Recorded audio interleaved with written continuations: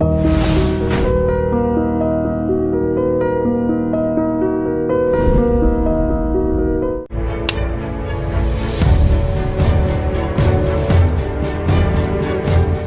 రామారావు గారికి మీకు పరిచయం లేదు? ఆయన సినిమాలన్నీ నేను చేసేవాడిని అండి. సో ఉదయం 5 గంటలకు వెళ్ళేవాళ్ళు ఆయనతో మాట్లాడాలంటే. మామూలుగా ఇంపార్టెంట్ విషయాలంటే 4:30కో ఎంత ముందు రోజు చెప్పి వెళ్ళి మాట్లాడేవాళ్ళం.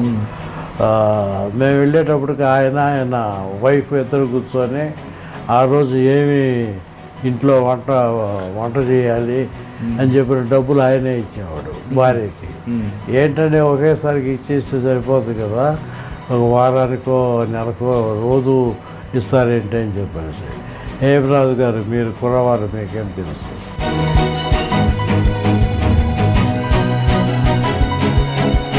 నేను ఎక్కువగా నాగేశ్వరరావు గారు, నాగార్జునతోనే సినిమాలు తీశాను. ఎన్టీ రామారావుతో సినిమా తీయలే నేను. ఓన్లీ పొలిటికల్ టచ్ తప్ప ఎన్టీ రామారావుతో సినిమా చేయమని అడుగుంటే చేసి ఉండేవాడు. బట్ ఎందుకని నేను నాగేశ్వరరావు గారితో సినిమా తీశాను. ఫస్ట్ సీతారామయ్య గారి మనవరాలు. సార్, సీతారామయ్య గారి మనవరాలు కథ నాగేశ్వరరావు గారు చెప్తే ఆయన ముందు రిజెక్ట్ చేశారనేది వాస్తవం అంటారు? దాదాపు ఒక 15-20 నిమిషాలు దాని గురించి ఆలోచించారు. నాకు కొంచెం కోపం ఎక్కువ. ఏమంటే మీకు ఇష్టమైతే చెప్పండి, లేకపోతే వేటూరు సుందరరామూర్తి నా క్యారెక్టర్కి పెట్టి ఆ సినిమా హిట్ అయిన తర్వాత మీ ముఖం చూస్తానని చెప్పండి.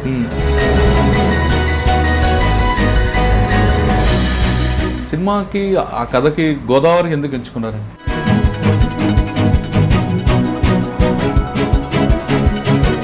ప్రెసిడెంట్ గారు పెళ్ళం తర్వాత ఏ సినిమా? అన్నమయ్య. అసలు అన్నమయ్య సినిమా తీయాలని ఆలోచన ఎందుకు వచ్చింది? లేదండి, అన్నమయ్య అంటే ఇప్పుడు నేను అప్పుడు తిరుపతి తిరుమల దేవస్థానం ట్రస్ట్ బోర్డు మెంబర్గా ఉన్నా. అప్పుడు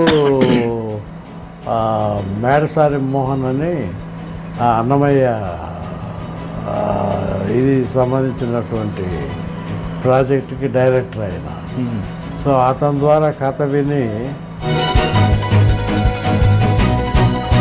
నాగార్జున గారు అబ్బాయితో కూడా మీరు ప్లాన్ చేశారంటే, అంటే ఒక సీనియర్ ప్రొడ్యూసర్గా కొత్తగా నిర్మాతలు వస్తే వాళ్ళకి మీరు ఇచ్చే మెసేజ్? వాళ్ళు ఎవరు మన దగ్గరికి రారు, మనం ఇవ్వాల్సిన అవసరం లేదు. అలా వచ్చినా కూడా మనం చెప్పింది వాళ్ళు చేస్తారని నమ్మకం ఉంది. మనదంతా కాస్త ఓల్డ్ కాన్సెప్ట్. ఇప్పుడు వచ్చేదంతా బాంబే నుంచి అమ్మాయిలు తీసుకొచ్చి బట్ట వేసి వేణిటి సినిమాలు చూస్తే ఈ బుర్రకాయ సినిమాలు చూస్తున్నారు. అది మన కాన్సెప్ట్ కాదు. టోటల్ ఫ్యామిలీ వెళ్ళి సినిమా చూసేటప్పుడు వాళ్ళు అసహ్యం ఫీల్ అవ్వకూడదు. అంతా ఫ్యామిలీ ఓరియంటెడ్గా ఉండాలి.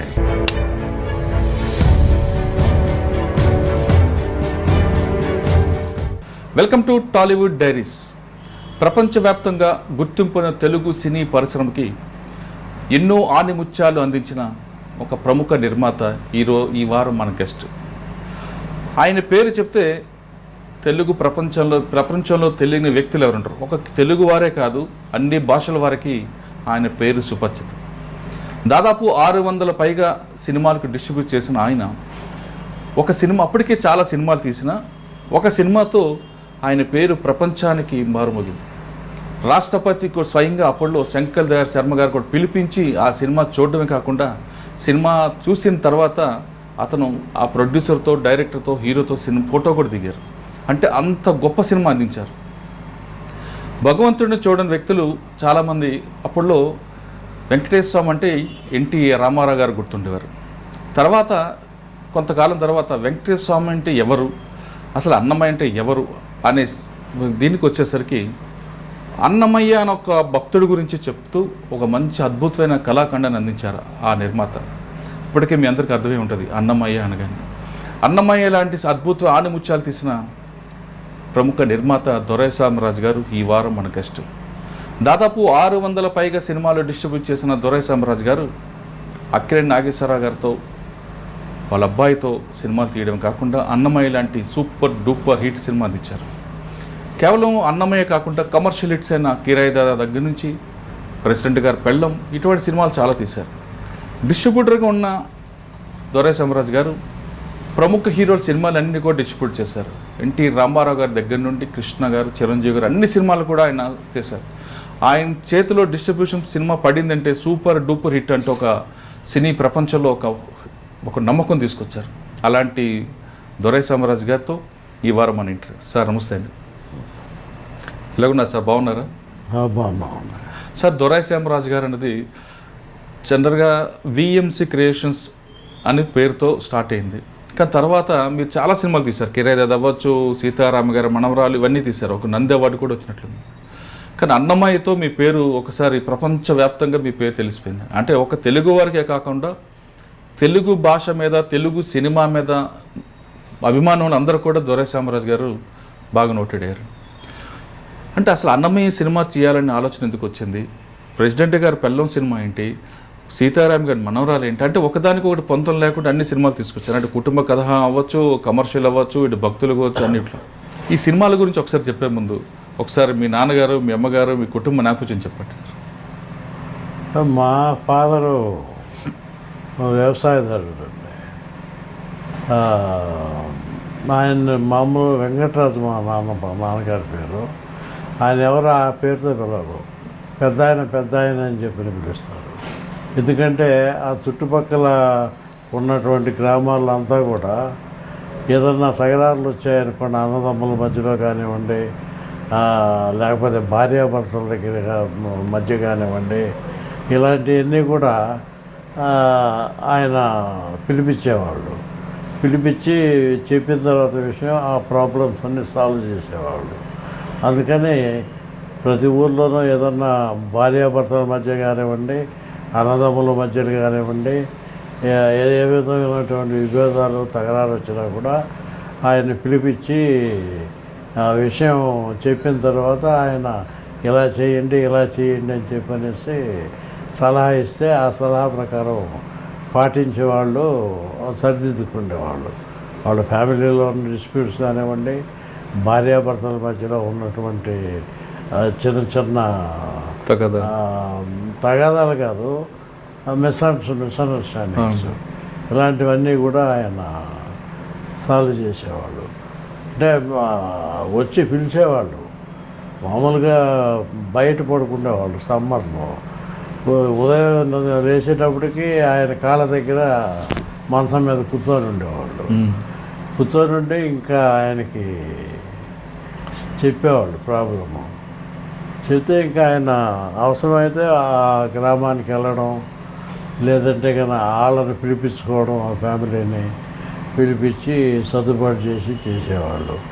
అందుకని చెప్పని ఎలాంటి ఫ్యామిలీ డిస్ప్యూట్స్ కానివ్వండి, అన్నదమ్ముల మధ్యలో డిస్ప్యూట్స్ కానివ్వండి, భార్యాభర్తల మధ్యలో ఏదైనా విభేదాలు కానివ్వండి, అలాంటివన్నీ కూడా ఆయన నచ్చజెప్పి ఇలా చేయండి, ఇది ఈ పద్ధతి బాగాలేదు అని చెప్తే ఆ విధంగా వాళ్ళు విని గౌరవించేవాళ్ళు. మీరు ఎంతమంది అన్నదమ్ములండి? మేము అన్నదమ్ములు ముగ్గురండి. ఇద్దరు చెల్లెలు, ముగ్గురు అన్నదమ్ములు అంటే మా అన్న, ఆయన ఈజ్ నో మోర్. ఓకే. మా తమ్ముడు చిన్నాడు, ఈజ్ ఆల్సో నో మోర్. ఇప్పుడు ఉన్నది నేను ఒకటే. ఓకే సార్, మీరు సినిమా వైపు ఎందుకు అడుగులు వేశారండి? సినిమా వైపు అంటే నేను మామూలుగా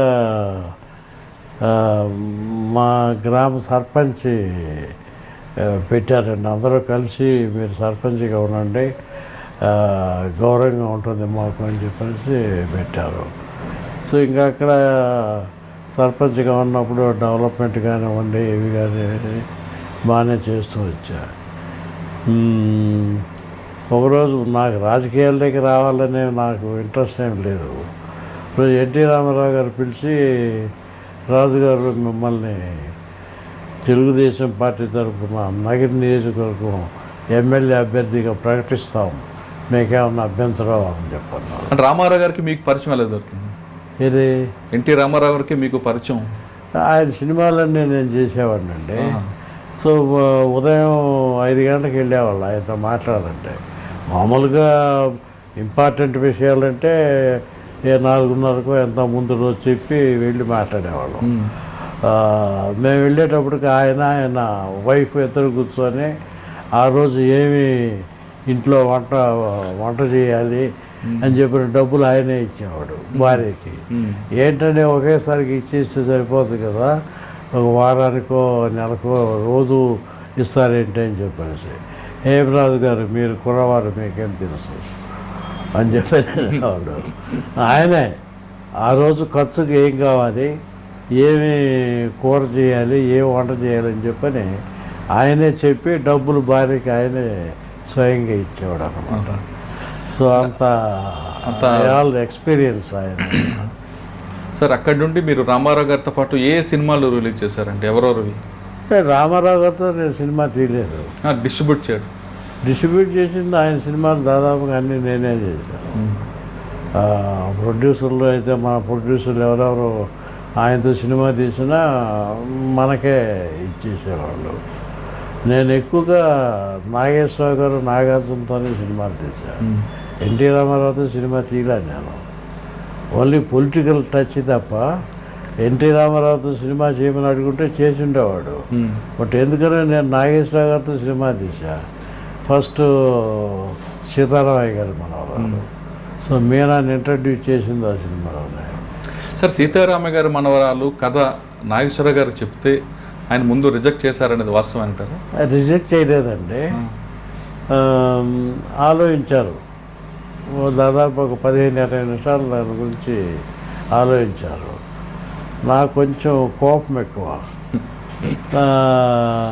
ఏమంటే మీకు ఇష్టమైతే చెప్పండి, లేకపోతే వేటూరు సుందరరామూర్తి నా క్యారెక్టర్కి పెట్టి ఆ సినిమా హిట్ అయిన తర్వాత మీ ముఖం చూస్తానని చెప్పి.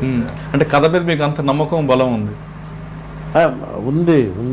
ఎందుకంటే క్రాంతి కుమార్ ఆ సినిమా డైరెక్టర్. కథ వచ్చి గణేష్ పాత్ర. కథ చెప్పినప్పుడు ఫస్ట్ హాఫ్ మార్నింగ్ విన్నా, మధ్యాహ్నం భోంచేసి పడుకున్న తర్వాత ఈవినింగ్ సెకండ్ హాఫ్ విన్నాము. సో మనం ఈ సినిమా చేస్తున్నామండి. సో డబ్బులతో కాదు డబ్బులు వస్తాయి, మంచి పేరు వస్తుంది, విల్ గో హెడ్ అని చెప్పని చెప్పాం. నాగేశ్వర గారితో చెప్పాం. డైరెక్టర్ క్రాంతి కుమార్, ఆయన ప్రొడ్యూసరే.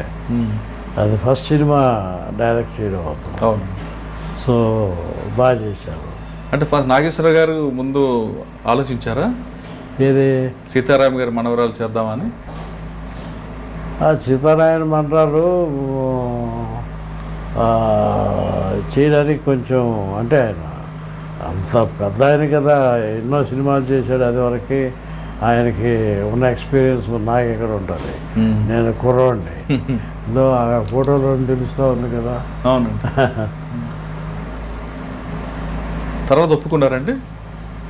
నేను నా కోపం వచ్చి, నాకు వయసు చిన్నది కదా, ముక్కు మీద కోపం వచ్చి ఏమంటే మీకు ఇష్టమైతే చేయండి అంటే పారితోషికం తీసుకోవడం లేదా అని చెప్పని అందాం. అంత కోపం వచ్చి నిగ్రహించుకొని ఏమంటే మీకు ఇష్టమైతే చేయండి, లేకపోతే వేటూరు సుందరరామూర్తి నా క్యారెక్టర్కి పెట్టి సినిమా హిట్ అయిన తర్వాత మీ ముఖం చూస్తానని చెప్పా. సరే ఆయన ఒక 5 నిమిషాలు ఏం మాట్లాడలా. సరే కానివ్వండి, ఏం చేస్తాం, ప్రజాస్వామ్యం, మీ ఇష్టం కానివ్వండి అని చెప్పి అప్పుడు స్టార్ట్ చేసాం. సినిమాకి ఆ కథకి గోదావరి ఎందుకు ఎంచుకున్నారండి? ఏమండి, గోదావరి మన నేటివిటీ ఉంది కాబట్టి చక్కగా మనం ఆ సినిమా హిట్ అవడానికి కూడా కారణం ఏంటంటే ప్రతి ఫ్యామిలీలోనూ ఇది మన కథ, మన ఫ్యామిలీకి సంబంధించిన కథ అనేటటువంటి ఫీలింగ్ పబ్లిక్లో వచ్చింది. ఆ నేటివిటీ కానివ్వండి ఇవన్నీ కూడా ఆ విధంగా ఉంటాయి కాబట్టి అదొక అసెట్ ఆ సినిమాకి హిట్ అవడానికి. ఎన్ని రోజులు కష్టపడ్డారు సార్ అక్కడ? ఎక్కడండి? గోదావరి తీరం. మొత్తం అక్కడే తీసాం. ఏదో 1-2 రోజులు అన్నపూర్ణ స్టూడియోలో హౌసెస్ కూడా అక్కడే చేసాం. గోదావరి పట్టిసీమ దాదాపు అంతా సినిమా అంతా అక్కడే. సార్ గోదావరి తీరం నుండి సినిమా హిట్ అయిన తర్వాత సీతారామ గారి మనవరాలు మీకు ఒక్కసారి ఫస్ట్ టాక్ ఎలాగొచ్చిందండి? ఫస్ట్ బిగినింగ్లోనే టాక్ బాగా వచ్చిందండి, రిపోర్ట్ బాగా వచ్చింది, బట్ ఓపెనింగ్స్ తక్కువ వచ్చాయి. ఓకే. ఎందుకంటే ఆ రోజుల్లో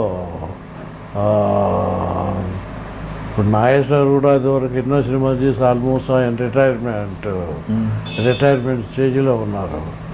సో అందుకని చెప్పని కొంచెం ఓపెనింగ్ తక్కువ వస్తే ఇంక పబ్లిసిటీ చూసిన వాళ్ళు బాగాలేదని చెప్పలేదు, సినిమా బాగుంది బ్రహ్మాండంగా ఉంది అంటున్నారు. ఇంక నేను పబ్లిసిటీ మీద మ్యాక్సిమం పబ్లిసిటీ చేస్తే ఇంకా 3వ వారం నుంచి ఇట్ స్టార్టెడ్ హౌస్ఫుల్స్. అంతవరకు ఓపెనింగ్స్ తక్కువ. ఈ దేవి థియేటర్ చూడండి, హైదరాబాద్ దేవి థియేటర్, శాంతి థియేటర్ శాంతి వేస్తే వాడు ఓపెనింగ్ లేదంటే నేను సెకండ్ వీక్ సినిమా మార్చుకుంటానని చెప్పన్నాడు. ఏమంటే 175 రోజులకు మీ థియేటర్ అద్దె ఎంతో చెప్పండి, మొత్తం కట్టేస్తాను ఇప్పుడే అని చెప్పా. ఏంటంటే అంత కాన్ఫిడెన్స్ మీకు అన్నాడు. సో నేను తీసిన సబ్జెక్ట్ అటువంటిదంటే డెఫినెట్గా ఇది మన ఆంధ్రదేశంలో ప్రతి ఫ్యామిలీలోనూ ఇది మన ఫ్యామిలీకి సంబంధించిన కథ అనేటటువంటి ఫీలింగ్ వచ్చేటటువంటి సినిమా అది అని చెప్పాను అనమాట. ఇంకా నాగేశ్వర కానీ ఏం చేస్తాం ప్రజాస్వామ్యం అని చెప్పారని ఫోన్ చేశారనమాట. కానీ అప్పట్లో ఆ సినిమా మాత్రం సూపర్ డూపర్ హిట్ అండి, ప్రతి ఇంట్లో మహిళలు కూడా చూసేవారు. నాగేశ్వరరావు గారు క్యారెక్టర్ తమ ఇంట్లో తాతగారుగానే భావించుకున్నారు చాలామంది. అవును, అదే చెప్తున్నాను కదా, మన ఆంధ్రప్రదేశ్లో కాకుండా వేరే చోట్ల కూడా ఇది మన కుటుంబంలో జరిగినటువంటి కథ, క్యారెక్టర్స్ అన్నీ కూడా మన కుటుంబంలో వాళ్ళే అనేటటువంటి ఫీలింగ్ పబ్లిక్లో వచ్చిందనమాట. అందుకనే జనం కూడా పాటలు కూడా సూపర్ హిట్ ఉంది. పాటలు అన్నీ వీడియో సుందరరామూర్తి గారు రాశారు. ఈ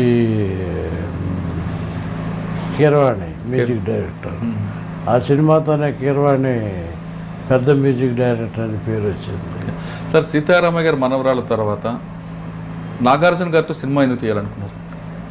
నేను 3 సినిమాలు తీశాను కదండి. ఫస్ట్ నాగేశ్వరరావు గారితో తీసే సీతారామ మనవరాలు, మాధవయ్య గారి మనవడు, 2 సినిమాలు నాగేశ్వరరావుతో తీసా. తర్వాత నాగార్జునతో కిరాయి దాదా, ప్రెసిడెంట్ గారి పెళ్ళం, అన్నమయ్య. కిరాయి దాదా తీస్తున్నప్పుడు నాగార్జున గారు ఏమన్నారండి కథ చెప్పగానే? ఏమండి కిరాయి దాదా కథ చెప్పగానే నాగార్జున గారు ఏమన్నారు? లేదు, ఒప్పుకున్నారండి, మాస్ పిక్చర్ కదా అది, కిరాయి దాదా ఏమన్నది అది తీసుకు ఒప్పుకున్నారు. దానికి ఎక్కడెక్కడ సెటిల్ చేస్తారో ఎలా కష్టపడ్డారు? అది అంతా అవుట్డోర్లోనే కదండి తీసాం. అవుట్డోర్లో సీతారామ మండలంతా అవుట్డోర్ రాజమండ్రి ఏరియాలో ప్రైవేట్ హౌసెస్లో చేసాము. ఇంకా గోదావరి తీరం. కిరాయి దాదా ఎక్కడ తీశారు? కిరాయి దాదా అది ఇక్కడ హైదరాబాద్. తర్వాత మీరు కిరాయి దాదా తర్వాత మీరు ఇంకొక సినిమా తీశారు, ప్రెసిడెంట్ గారి పెళ్ళం. ప్రెసిడెంట్ గారి పెళ్ళం అది ఏ ఊర్లో తీశారండి? ప్రెసిడెంట్ గారి పెళ్ళం కూడా అది రాజమండ్రి విలేజ్ సబ్జెక్ట్ కదా, ఆ రాజమండ్రి దగ్గరనే తీసాం. ఆల్మోస్ట్ ఆ సినిమాలన్నీ రాజమండ్రి ఏరియాలోనే తీసాం. ప్రెసిడెంట్ గారు పెళ్ళం తర్వాత ఏ సినిమా? అన్నమయ్య. అసలు అన్నమయ్య సినిమా తీయాలని ఆలోచన ఎందుకు వచ్చిందండి దొరైశ్వరరావు గారికి? లేదండి, అన్నమయ్య అంటే ఇప్పుడు నేను అప్పుడు తిరుపతి దేవస్థానం ట్రస్ట్ బోర్డు మెంబర్గా ఉన్నా. అప్పుడు మేడసారి మోహన్ అని ఆ అన్నమయ్య ఇది సంబంధించినటువంటి ప్రాజెక్టుకి డైరెక్టర్ ఆయన. సో అతని ద్వారా కథ విని అన్నమయ్య సరే ఇది డెఫినెట్గా బాగుంటుందని చెప్పనే ఉద్దేశంతో ఇంకా అన్నమయ్య రాఘవేంద్రరావు డైరెక్టర్ స్టార్ట్ చేసాం అనమాట. అంటే రాఘవేంద్ర గారు అప్పటికే కమర్షియల్ హిట్స్లో ఉన్నారు, మీరేమో ఈ సినిమా పూర్తిగా భక్తి తీసుకొచ్చారు. రాఘవేంద్ర గారికి ఏ విధంగా ఒప్పించారు? కథ చెప్పి ఇది చేసి ఆయన ఏమి మాట్లాడలేదండి. ఓకే అని చెప్పి అనుకున్నాం, మిగతా విషయాల నుండి మాట్లాడుకున్నాం, ఇంకా స్టార్ట్ చేసాం. ఎన్ని రోజుల్లో కంప్లీట్ అయిందండి సినిమా? ఎక్కడెక్కడ తీశారు? అది రాజమండ్రి ఏరియానండి, రాజమండ్రి పరిసర ప్రాంతాల్లోనే తీసాం. అచ్చా. కత్తి ట్రావెలింగ్ ఉందే, అది మాత్రం అన్నపూర్ణ స్టూడియోలో ఒక ఫ్లోర్ అంతా దారం కట్టి థ్రెడ్, ఆ కత్తి ట్రావెలింగ్, కత్తి ట్రావెల్ చేస్తూ అన్నమయ్య మదరు కడుపులో ప్రవేశిస్తుంది, అది ట్రిక్ షాట్ అనుకోండి. సో అందుకని చెప్పని కత్తి అంశంలో జన్మించాడు కాబట్టి ఆ అన్నమయ్యకి ఆ శౌర్యం, ఆ ధైర్యం అవి ఉన్నాయని చెప్పినటువంటిది కూడా చెప్పి. ఆ కత్తి అంతా అన్నపూర్ణ స్టూడియోలో షూట్ చేశారా? అన్నపూర్ణ స్టూడియోలోనే దారం కట్టి, దారం తెలియకుండా దానికి వ్యాక్స్ ఏదో రాస్తారు. విన్సెంట్ గారు కెమెరామ్యాన్, ఓల్డ్ మ్యాన్, ఇప్పుడు లేరు అనుకోండి. అతను చాలా బాగా very good cameraman, old man. Sir, Annamayya hit అవుతుందని మీరు ముందు ఊహించారా, లేదంటే సినిమా తర్వాత ఆ హిట్ లాగా వచ్చాయా? లేదు, అన్నమయ్య అంటే కాన్ఫిడెన్స్ ఉందండి. కథ విన్నప్పుడే బాగుంది, it all depends how the director presents on the screen అనేటటువంటిది అనుకున్నాం. అట్లాగే క్రాంతి కుమార్ ఫస్ట్ టైం అది డైరెక్ట్ చేయడం. ఆ సినిమా రిలీజ్ అయిన తర్వాత ప్రపంచవ్యాప్తంగా మీకు గుర్తింపు వచ్చిందండి.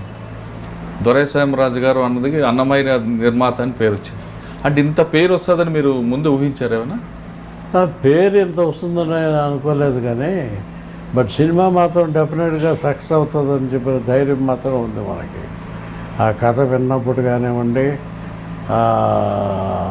The way in which the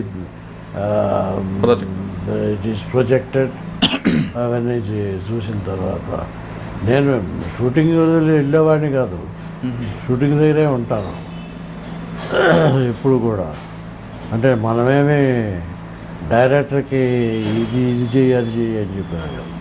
ముందే సినిమా తీసేదానికి ముందే కథ వింటాం.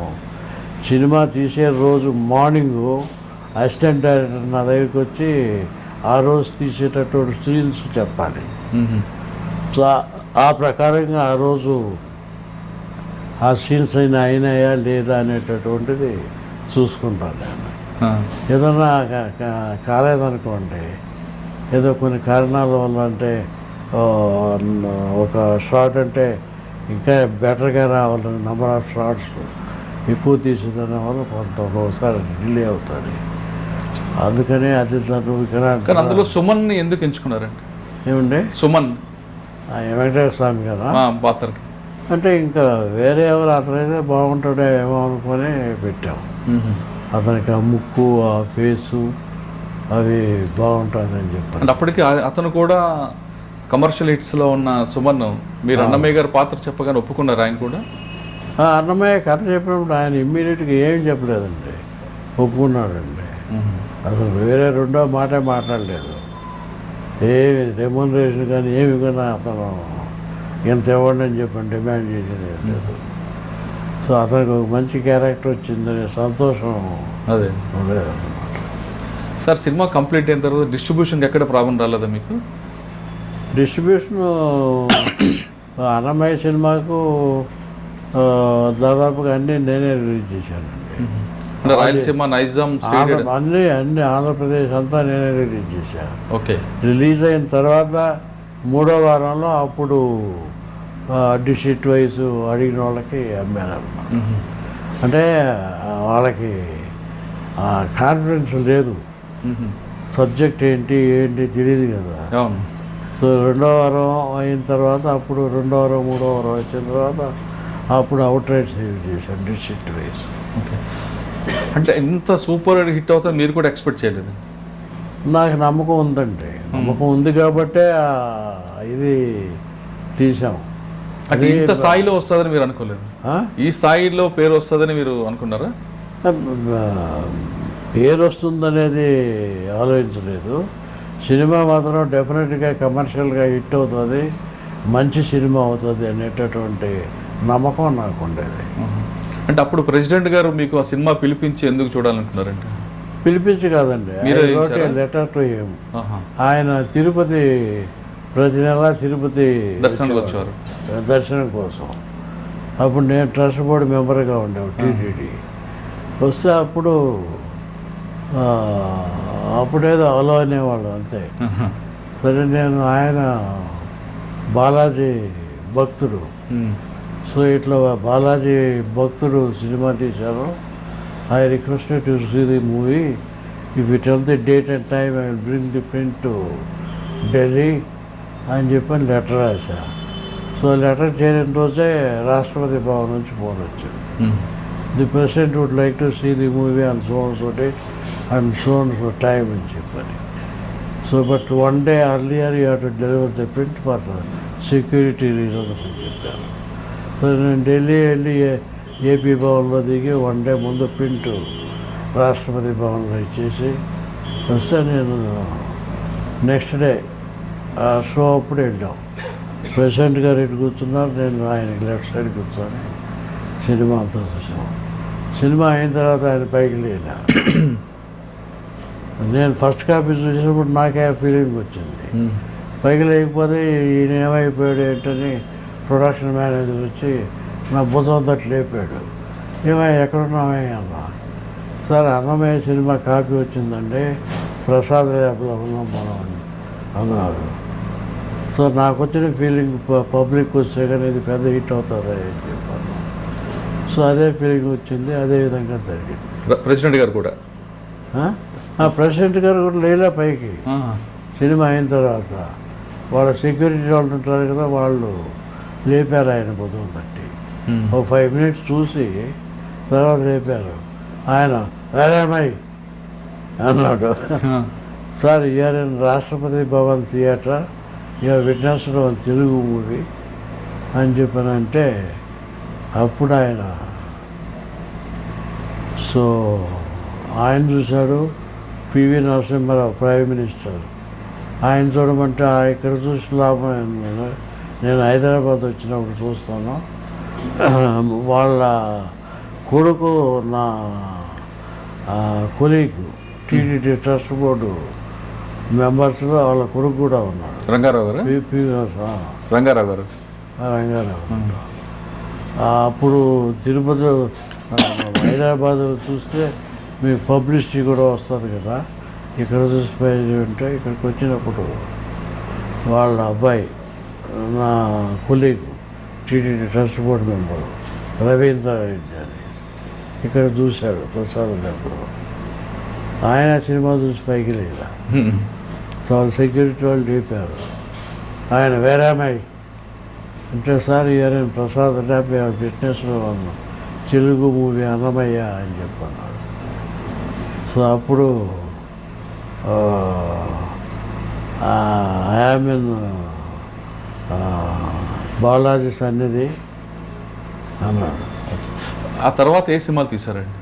ఏది అన్నమయ్య తర్వాత? అన్నమయ్యకు ముందే తీసాం. ఇంకే సినిమాలు ఉండడం మీకు బాగా నచ్చిన సినిమా ఏంటి? అన్ని సినిమాలు నాకు నచ్చినట్టు ఏనండి. ఫస్ట్ సీతారాయణ మనవాళ్ళు తీసా, మాధవయ్య గారి మనవాళ్ళు తీసా, తర్వాత కిరాయి దాదా, అన్నమయ్య తీసా, కిరాయి తీసా, అన్నమయ్య తీసా, ప్రెసిడెంట్ గారి పెళ్ళం, తర్వాత సింహాద్రి, జూనియర్ ఎన్టీఆర్. జూనియర్ ఎన్టీఆర్కి అంతకు ముందు అంత సినిమా రాలేదు, దాని తర్వాత కూడా ఎంతవరకు అతనికి అంత పెద్ద సినిమా రాదు. రాజమౌళి గారి డైరెక్షన్. రాజమౌళి అది కూడా సూపర్ హిట్ కదండి. Super hit. అది ఎక్కడ తీసారండి? కేరళలో తీసారా? కేరళలో తీసారు. కేరళ ఇంట్లో తీసాము. సింహాద్రి ఇంత హిట్ అవుతుంది అనుకున్నారా అప్పట్లో కూడా మీరు? ఈ సినిమా డెఫినెట్గా బాగా మంచి సినిమా అవుతుందని అనుకున్నాను. సింహాద్రి తర్వాత ఏ సినిమాలు తీసారు? వెంగమాంబ తీశాను. మాతృశ్రీ నరిగొండ వెంగమాంబ. అదే లాస్ట్ సినిమా. సార్ మీరు దాదాపు 600 పైగా సినిమాలు డిస్ట్రిబ్యూట్ చేశారు, 11 సినిమాల వరకు తీశారు. తెలుగు సినీ పరిశ్రమలో మీరు ఒక లెజెండ్గా ఉండిపోయారు. అప్పుడులో నిర్మాతకి దర్శకుడికి అదేవిధంగా నిర్మాతకి హీరోకి ఈ యూనిట్కి మధ్యన మీకు ఎలాంటి అనుబంధం ఉండేది? నేనేం మాట్లాడేవాడిని కాదండి. సో సబ్జెక్టు వినేవాడిని. తర్వాత షూటింగ్ చేసే రోజు మార్నింగ్ అసిస్టెంట్ డైరెక్టర్ వచ్చి ఆ రోజు ఏం తీస్తున్నాడో ఆ సీన్స్ ఎక్స్ప్లెయిన్ చేసి చెప్పేవాళ్ళు. సరే ఓకే అని చెప్పనేసి చేశారు అంతే. నేను అంటే మిగతా విషయాల్లో మీరు ఇక్కడ జోక్యం చేసుకునేవారు కాదు. చేసుకోవాలి. అంటే అప్పుడు హీరోకి యూనిట్కి మీకు మధ్యన సంబంధం బాగుండేది అంటారా? అప్పట్లో యూనిట్కి మీకు మధ్యన అనుబంధం బాగుండేదా? బాగుంది. అదంతా ఒక యూనిట్ కదండి, ఫ్యామిలీ మెంబర్స్ లాగా అందరూ కలిసి చేయాల్సినటువంటి ఇది. సార్ మీరు తీసిన అన్ని సినిమాలు మీకు హిట్టే, అన్ని సినిమాలు మీకు నచ్చుతాయి. బాగా గుర్తుండిపోయిన సంఘటన ఉందా? బాగా ఎప్పుడు మీకు సీతారామ గారి మనవరాలు లాంటి సంఘటన? సీతారామ మనవరాలు అన్ని సినిమాలు నాకు నచ్చినవి బాగా ఉండేటివి. ఒకటి తక్కువ ఒకటి ఎక్కువ అనేది లేదు. తర్వాత మరి ఎందుకు సినిమాలు కొంత వెంగబాంబ తర్వాత ఆపారండి? అప్పటికి డిస్ట్రిబ్యూషను డిస్ట్రిక్ట్ వైస్ ఆఫీసులు వచ్చాయండి. దానివల్ల చేయడం మానేసా. 600 సినిమాలు రిలీజ్ చేశారు. 30 ఏళ్ళు గుంటకల్లు తిరుపతిలో ఆఫీసులు ఉండేటివి. 600 సినిమాలు డిస్ట్రిబ్యూట్ చేసేవాడిని. గుంతకల్లో ఆఫీస్ ఓపెనింగ్కి రామారావు గారు ఎప్పుడు వచ్చారండి? మీరు పిలవగానే ఓకే అన్నారా? గుంటకల్ ఆఫీసు రామారావు గారు, తిరుపతి ఆఫీసు రామారావు గారు. గుంటకల్ ఆఫీస్కి DVS Raju, is chairman national film development corporation. DVS Raju గారు, ఆయన ఇనాగ్రేట్ చేశాడు గుంటకల్ ఆఫీస్. తిరుపతి ఆఫీస్కి రామారావు గారిని పిలిస్తే వెంటనే ఓకే అన్నారు ఆయన? వచ్చాడు. వచ్చి కొండపైకి వెళ్ళి దర్శనం చేసుకొని వచ్చేస్తే ఈవినింగే దిగేడిపోదామండి అని అంటే, లేదులే తెల్లవారుదామని వెళ్దామనంటే ఏదో యాక్సిడెంట్ జరిగింది కొండ మీద, అందుకని గేట్లు ఓపెన్ చేయలేం ముందు. అందుకని ఆయన కారులో నిద్రపోతూ ఉంటే గేట్ ఓపెన్ చేసిన తర్వాత బయలుదేరొచ్చా. మీరు రామారావు గారు పిలుపు మేరకు రాజకీయాల్లోకి వచ్చారంటున్నారు. రామారావు గారు అంటే ఆయన ఏమన్నా అంటే, రాజుగారు తెలుగుదేశం తరఫున నగిరి నియోజకవర్గం ఎమ్మెల్యే క్యాండిడేట్గా మిమ్మల్ని ప్రకటిస్తాం, మీకు ఏమైనా అభ్యంతరం అన్నాడు. 1 వారం రోజులు టైం ఇవ్వండి చెప్తానని చెప్పా. ఈ లోపల కాన్స్టిట్యున్సీ అంతా ఇట్లా అన్నారయ్యా రామారావు గారు అని చెప్పానంటే, ఆయనే పిలిస్తే ఎందుకు కాదంటారండి, మీరు కంటెస్ట్ చేయండి తప్పకుండా గెలుస్తారని చెప్పున్నారు. ఎందుకంటే అవతల చెంగారెడ్డి అని అతను 5 సార్లు గెలుచున్నాడు, కాంగ్రెస్ అప్పుడు మినిస్టర్గా ఉన్నాడు కాంగ్రెస్. సో అతని మీద కంటెస్ట్ చేసి 30,000 మెజారిటీతో గెలిచాను. సార్ అదే నగిరిలో మీ నాన్నగారు పెద్ద ఆయన పేరు పడ్డారు మీ ప్రాంతంలో. మీరు ఎమ్మెల్యే అయిన తర్వాత మీ నాన్నగారు ఆశయాలకు అనుగుణంగా ఆ మొత్తం నగిరిలో ఎలాంటి అభివృద్ధి చేశారండి? నగిరి టోటల్గా ఏంటంటే, నగిరి నియోజకవర్గంలో R&B రోడ్డు 7 కిలోమీటర్స్, అది ఎప్పుడు తార్ రోడ్డు వేసారంటే కానీ గోతులు పడిపోయేటి, లూజ్ సాయిలు. మనిషి వెళ్తా ఉంటే ఆ గోతులు దిగారంటే ఆ యువత కనిపించేవాళ్ళు కాదు, అట్లాగే కారు అయినా ఏదైనా. అందుకని అప్పుడు రామరాజుని చీఫ్ ఇంజనీర్గా ఉండేవాడు R&B హైదరాబాదు. ఏమంటే 10 ఏళ్ళుగా మీరు ఎంత డబ్బు ఖర్చు పెట్టారో ఈ బీటీ వేసేదానికి ఒక్కసారి లెక్క తీస్తారంటే నేను వారం ఆగి వస్తానమ్మా. సో అట్లాగే వారం అయిన తర్వాత ఎంత ఖర్చు పెట్టామండి అన్నారు.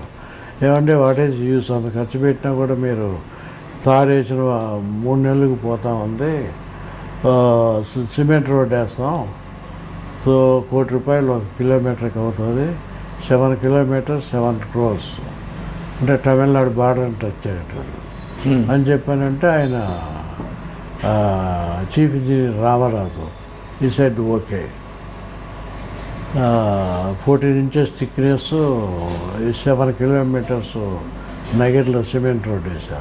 దట్ ఈస్ ఫస్ట్ టైం ఆంధ్రప్రదేశ్లో సిమెంట్ రోడ్ అనేది కాన్సెప్ట్ వచ్చింది. అప్పుడు గోపాలకృష్ణారెడ్డి R&B మినిస్టర్, బొజ్జల గోపాలకృష్ణ గారు. అది చీఫ్ ఇంజనీర్ దగ్గరికి డూమ్ డామ్ అనేది వచ్చాడు. నాతో చెప్పకుండా ఎట్టిస్తారంటే అదేంటండి, అది నా పరిధిలో ఉండేది 6 కోట్లు, అందుకని చెప్పని ఇచ్చాను. ఆయన చెప్పింది నాకు నచ్చింది. బీటీ ఎన్నిసార్లు వేసారు, ఎంత అయింది, అది ప్రయోజనం లేదు కదా, మళ్ళాగా బీటీ వేస్తే అని చెప్పనేసి సిమెంట్ రోడ్ వేస్తూ ఉన్నారు. So I agreed for that. 6 crores నా పరిధిలో ఉంది కాబట్టి నేను శాంక్షన్ చేశాను అన్నారు. అట్లాగే ఇంకొక కిలోమీటర్ వేస్తే బార్డర్ టచ్ అవుతుంది. ఆ 6 crores అయిన తర్వాత మళ్ళీ ఇంకొక ₹1 కోటి ఇచ్చి 7 crores పెట్టి cement road. The first time in Andhra Pradesh cement roads అనే కాన్సెప్ట్ వచ్చింది. సార్ రోడ్లు కాకుండా ఇంకేం చేయించారండి? ఏదండి మీ నగరిలో అన్నీ అండి, ప్రతి ఊరికి రోడ్డు, అంటే బీటీ రోడ్డు కాదు, సిసి రోడ్. ప్రతి గ్రామానికి మామూలు రోడ్డు వేసేవాళ్ళం. రోడ్డు వేసి ఇది CC బీటీ రోడ్. కాకుండా సిమెంట్ విలేజెస్లో సిమెంట్ రోడ్, మా విలేజ్లో సిమెంట్ రోడ్ వేసాము. అట్లాగే వాళ్ళు విలేజెస్లో వాళ్ళు పంచాయతీ సర్పంచ్లు వాళ్ళు వేసుకునేవాళ్ళు. సో మా విలేజ్ వరకు నేను చేశాను. నగీర్లో మాత్రం 7 kilometers సిమెంట్ రోడ్డు వేసాం. కిలోమీటర్ ₹1 కోటి. ఓకే సార్, రోడ్లు వేయించారు, మీ గ్రామాల్లో కూడా రోడ్లు వేయించారు, ఇంకా ఏం డెవలప్మెంట్ చేస్తారు? So drinking water for each and every village there is drinking water. Okay. ప్రతి నగర్ ఏట్లో బోర్స్ వేసి అక్కడ నుంచి వాటర్ పంప్ చేసి తీసుకెళ్ళి ట్యాంకులు కట్టి అక్కడ నుంచి డిస్ట్రిబ్యూట్ చేసేది. సో విలేజ్లో వీధిలో కుళాయిలు పెట్టేవాళ్ళు. సో డబ్బులు ఎక్స్ట్రా కట్టారనుకోండి, ఇంట్లో కుళాయి ఇచ్చేవాళ్ళు. అట్లా each and every village I have done like that. That first time drinking water. ఆడవాళ్ళు అయితే పాదాభివందనం చేసేవాళ్ళు. ఏమంటే చేతబాయిలో నీళ్ళు మా చేతులు పడిపోయేటివి, అటువంటిది ఆ పని లేకుండా చేశారని చెప్పి. సార్ తర్వాత రాజకీయాల నుంచి బయటకు వచ్చిన తర్వాత సినిమాలు తీయకుండా విశ్రాంతి తీసుకుంటున్నారు మీరు. సినిమాలు రాజకీయాల్లో ముందేనండి సినిమాలు చేసింది. అవును, తర్వాత మీరు సినిమాలు తీయకుండా ఇప్పుడు విశ్రాంతిలో ఉన్నారు, కంప్లీట్ రెస్ట్ తీసుకుంటున్నారు. మనకి ఏజ్ అయ్యింది, అందులో డిస్ట్రిక్ట్ వైస్ ఆఫీసులు వచ్చాయి. ఇంకా నేను తీసింది నాగేశ్వరరావు గారు, నాగార్జున వీళ్ళతో సినిమా తీసింది. ఒక జూనియర్ ఎన్టీఆర్తో సింహాద్రి తీసా. మిగతా ఎవరి తోలికి వెళ్ళలేదు నేను. కానీ నాగార్జున గారు అబ్బాయితో కూడా మీరు ప్లాన్ చేశారట కదా, అఖిల్తో కూడా ప్లాన్ చేశారు ఏమన్నా? అఖిల్తో ఏం ప్లాన్ చేయలేదు. అంటే చేస్తుంటే మూడు తరాలు చూసినట్టు ఉండేది కదా. అవును, అది అప్పటికి చిన్న కుర్రాడు, అందుకని ఇంకా నా దూరికంటే. సార్ ఇప్పుడు ఏం చేస్తున్నారండి? నేను రిటైర్డ్ అండి. ఎమ్మెల్యేగా టైం అయిపోయింది, రిటైర్ అయిపోయాం. ఈ సినిమాలు తీయడం కూడా ఇంకా మన టేస్ట్కి, ఇప్పుడు ఉన్నటువంటి టేస్ట్కి లాభం లేదు. ఏదో బాంబే నుంచి అమ్మాయిని తీసుకొచ్చి బట్టలు వేసి యూనిట్గా సినిమాలు తీస్తే ఇవాళ కూరగాయ సినిమా తీస్తున్నారు. అట్లాంటిది మనం చేయలేము. ఏదో అంతా ఫ్యామిలీతో కలిసి హ్యాపీగా సినిమా చూసేటటువంటి పద్ధతిలో చేయాలి. అది ఆ కాన్సెప్ట్ అనేది ఇవాళ కొంత మార్పు వచ్చింది కదా. మరి నాకు ఏజ్ అయ్యింది, ఈ వయసులో మనకు టెన్షన్స్ అని చెప్పని. అదే మీ సినిమాలో ప్రతి హీరోయిన్ కానీ మిగతా క్యారెక్టర్ కానీ నిండుతనంగా చీర కట్టుకునే ఉండేవారు మీ సినిమాలు, అన్ని సినిమాల్లో కూడా. అవును. ఇప్పుడు సగం మిడిల్ అనేది అక్కడ ఏ సినిమాలో కూడా కనపడలేదు మీది. సరే, అంటే మీ మధ్యకాలంలో మీరు చూసిన సినిమాలు ఏమున్నాయా? నేను సినిమాలకు వెళ్ళేవాడిని కదండి. మెడ్రాస్లో ఉన్నప్పుడు మాత్రం ప్రివ్యూ వేసేవాడు ప్రతి సినిమా కూడా. నేను మెడ్రాస్లో 40 years ఉన్నా.